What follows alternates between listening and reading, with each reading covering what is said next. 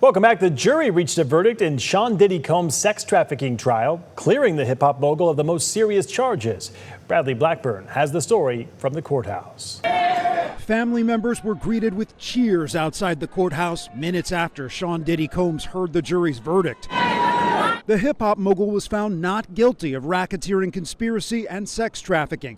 He was found guilty of arranging transportation to engage in prostitution. The government has to have their tail between their legs. This is just a huge loss for them. They went out on a limb, and the jury, saw it the way the defense saw it. Prosecutors tried to convince the jury Combs was the leader of a criminal enterprise, one that forced women into abusive sex acts during drug-fueled parties he called freak-offs. Whether or not the freak-offs cross that line from maybe morally questionable or seriously questionable to illegal, I think that's where things broke down for the prosecution. The government's star witness was Combs' former girlfriend, Cassie Ventura. Her attorney said she's in a good place. She was pleased that he's been found guilty and held responsible of 2 federal crimes, something that he's never been held responsible in his entire life. The verdict is seen as a big win for the defense. Combs' attorney said argued the freak-offs were consensual and accused the prosecution of putting Combs on trial for his lifestyle.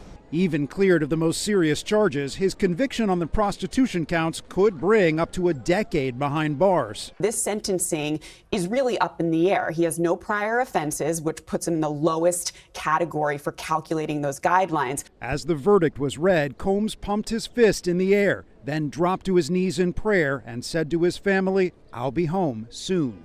Bradley Blackburn, CBS News, New York.